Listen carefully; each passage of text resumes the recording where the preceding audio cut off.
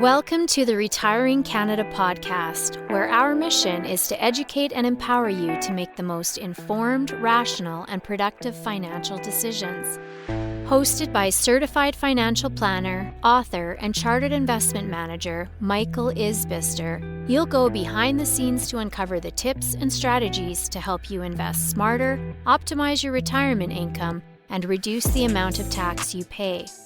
Michael is an investment advisor with Fundamental Wealth, a trade name of Harbourfront Wealth Management, an IROC dealer. And now, here's your host, Michael Isbister. Hello everyone, and welcome to the Retiring Canada podcast. In today's episode, I'm going to discuss a checklist for pre-retirees who are within the next 5 years of retirement. Specifically, I'm going to chat about 2 items you should review each year as you near retirement, the balance between worrying about running out of money versus leaving a mattress full of it, why you should consider compounding your healthy choices, the importance of a war chest of low-risk, fixed income investments, the key drawback of a balanced fund in retirement, what retirement feels like, the importance of hiring an advisor team who will be there for the long haul and not retire the same time you plan to retire. And lastly, as always, a few action items for you to consider.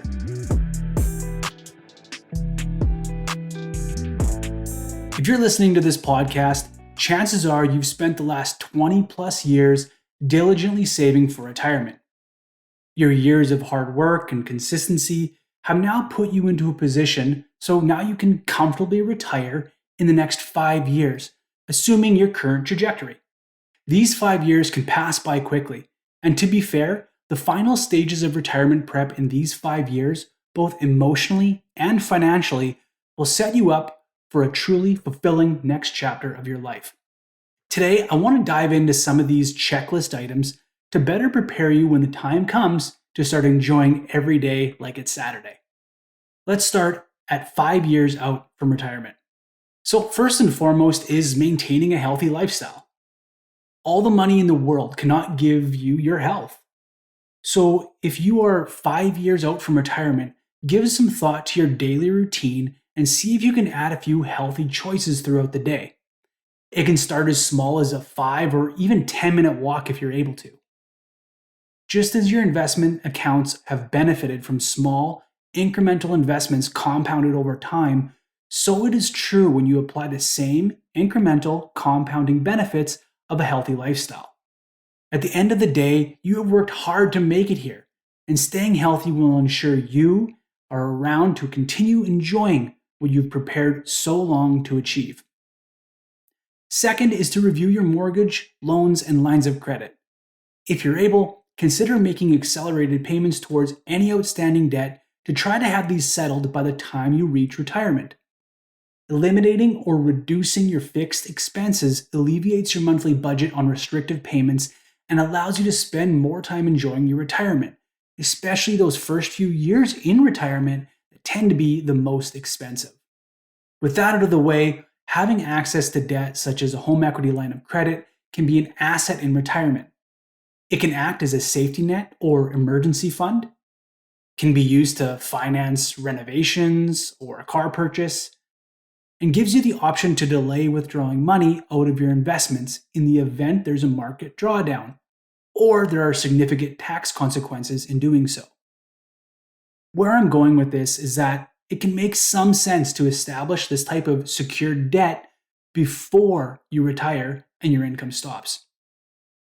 This is because it may be difficult to access debt solutions when you don't have a regular stream of income. Again, this suggestion is all about keeping your options open, because when you have access to debt, it's better to have it and not need it than need it and not have it. Okay, so next, you're within 4 years of retirement now. First, it's time to dig out that investment statement and see how your money is being invested. Ultimately, as you near retirement, you have to start thinking in terms of how am I going to turn this into an income? Versus the past where you likely thought, how do I grow this as much as possible? This is a change of mindset for most clients, but the truth is your risk runway is starting to shorten. In advisor speak, we call this your time horizon, and it is considered a vital part of the know your client criteria. Now, this should be reviewed annually, so don't just wait until you're 4 years out. So have a look at your portfolio and then complete a risk profile questionnaire. These can be found online or with your current advisor. I'll include a copy of an investor risk profile questionnaire from Vanguard Canada in the show notes as a reference. With that complete, does the current level of risk in your portfolio align with your new risk profile as you near retirement? Second tip, when you're 4 years out from retirement, is more of a continuation of understanding your risk and timeline. Now that you know your risk tolerance, it's time to build a retirement income plan that will help fund your retirement when the income tap gets turned on. Here, I suggest building a war chest of fixed income for the first few years of your retirement. This can include things like cash, high interest savings accounts, GICs, bonds, alternative investments, and more. Depending on your situation, 1, 2, or even 3 years of retirement income not impacted by market fluctuations could be a valuable tool in your retirement toolkit.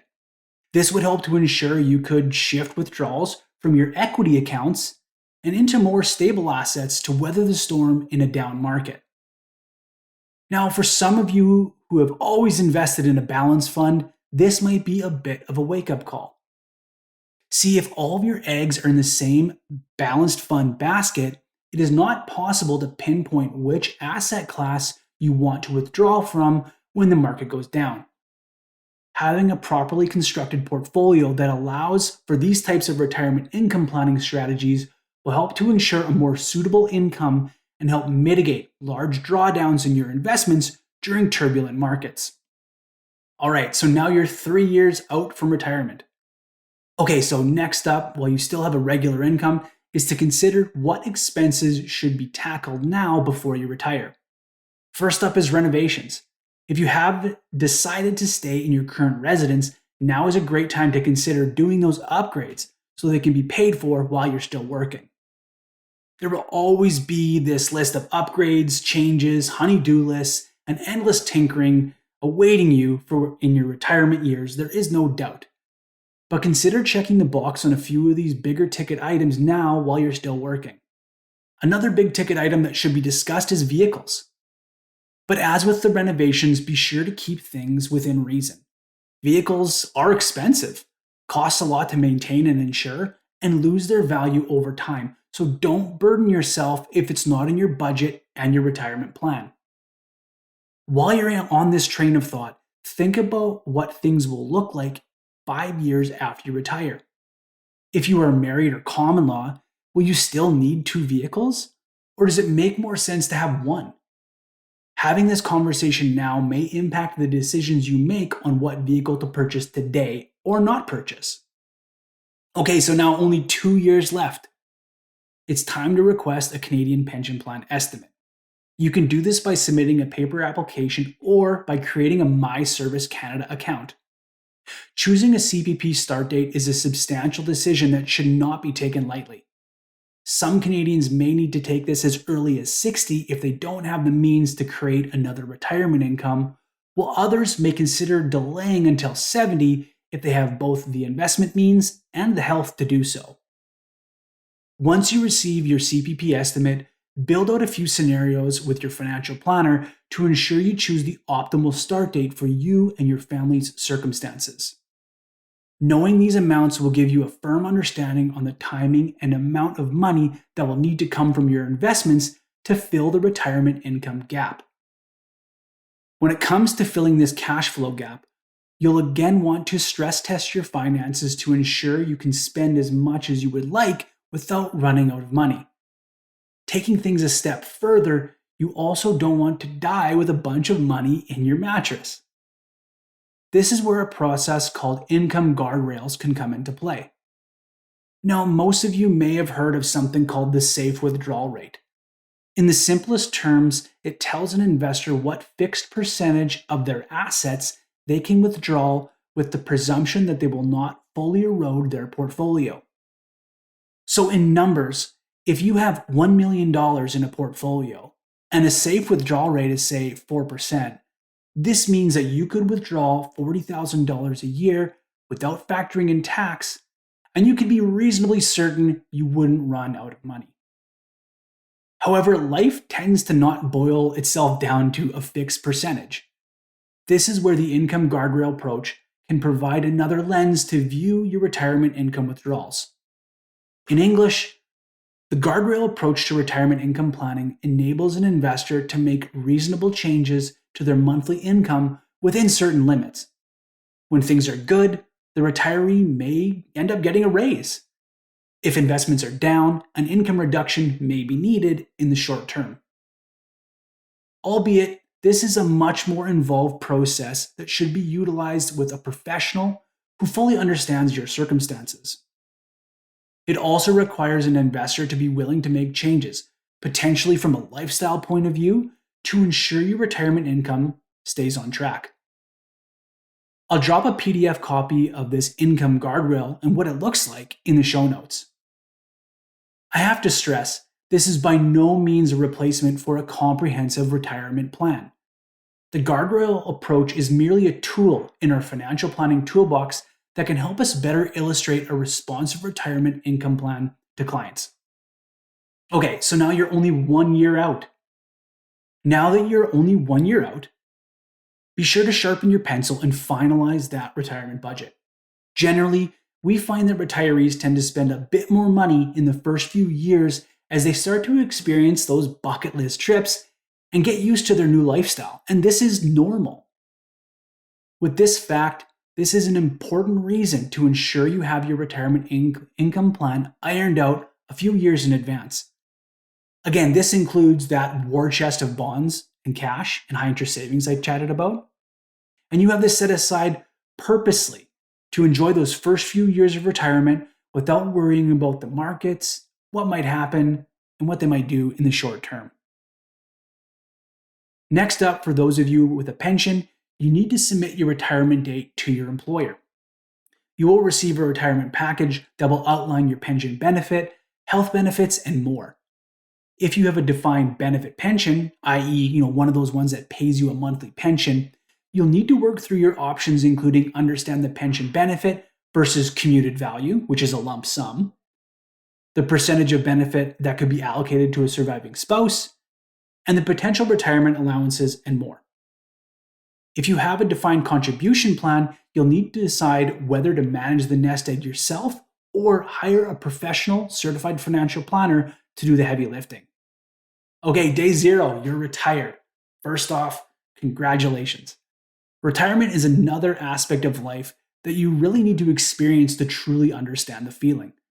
So take a moment, reflect on where you have been, and rejoice in this next chapter of your life, knowing you've laid a strong foundation through your hard work and dedication. Now, I'll admit, I have never retired before, so it can be difficult to grasp the true emotional aspect of what retirement really feels like. However, I've been fortunate enough to help many families walk this 5 years leading up to and into retirement. I can say that through those conversations, I have gained a true respect and understanding of what it means to retire. How it can make one excited to say goodbye to the grind, nervous that they'll lose their friendships, elated they get to spend more time doing what they love, anxious that they will be bored, and fulfilled in a life's work ending as all things do. I'm here to tell you that all of these things that you are feeling are normal. So embrace the unknown and do your best to meet the challenges in your life with an open mind and a growth mindset. All right, so there you have it. How to prepare yourself when you are within 5 years of retirement. Now, just a quick note on this list. By no means am I suggesting you need to wait to complete any of these steps, nor is this list complete. There are so many other aspects that go into your personal retirement journey that would be near impossible to discuss all of them without completely boring you to death. I promise to keep up the retirement focus of this podcast to help you continue to prepare for your retirement and enjoy those retirement years. I always like to say that each and every financial decision we make in our lives is both an emotional and has an analytic framework. What might make the most sense from a dollar and cents perspective may leave you feeling unfulfilled. I will continue to help you navigate both sides of this coin to help you make the most informed, impactful decisions possible. All right, so action items for today's episode. First off, go chat with a few retirees to get their perspective on things. What worked, what didn't work, what they would have changed, and what has been the most rewarding. I find that a lot of perspective in life comes from conversations with those that we love and respect. So pick a few friends and family members that you want to emulate and get their perspective for those early years of retirement. Second, plan, and then plan some more. Retirement is a distant goal in the beginning and gradually creeps up over time. When you hit the tipping point and you're within those pivotal 5 years until retirement, it's time to really start putting things together. If you are a DIY investor, be sure you don't have any blind spots in your planning prep that could be really detrimental over the long run. Read, research, and then read and research some more. If you are in the camp that believes retirement is too important to go alone, and you see the value in professional advice, engage with a certified financial planner early and often. Further to this point, consider the age of the advisor you're choosing to hire. With the average age of an advisor in Canada being nearly 60, you should consider aligning yourself with an advisor who either A, is older and has a succession plan in place that includes young professionals, or B, a younger professional advisor with experience and a team who will be able to see you fully through your retirement journey. And lastly, enjoy the time you have. I hate to leave things on a negative note, but this is the reality of life. And it can sting. See, at age 65, my grandfather retired after a lifetime of hard work supporting his wife and his 5 children. Months later, he passed away from an unexpected heart attack. So enjoy all the little moments with your family, your children, your grandchildren, and your friends. And if you have the means to retire now versus accumulating more money, just remember you can't take it with you when you leave. Okay, so that'll do it for today's episode. Let me know if there are other, key considerations for pre-retirees as they approach retirement that you want to hear about. It could be financial or non-financial, so just let me know. For all the links and resources I've mentioned in this podcast, please check out the show notes or visit retiringcanada.ca. Be sure to sign up for my weekly newsletter. The link can also be found in the show notes. And hey, when it comes to your retirement, don't take chances. Make a plan so you can retire with confidence. All comments are of a general nature and should not be relied upon as individual advice. The views and opinions expressed in this commentary may not necessarily reflect those of Harbourfront Wealth Management. While every attempt is made to ensure accuracy, facts and figures are not guaranteed. The content is not intended to be a substitute for professional investing or tax advice. Please seek advice from your accountant regarding anything raised in the content of the podcast regarding your individual tax situation. Always seek the advice of your financial advisor or other qualified financial service provider with any questions you may have regarding your investment planning.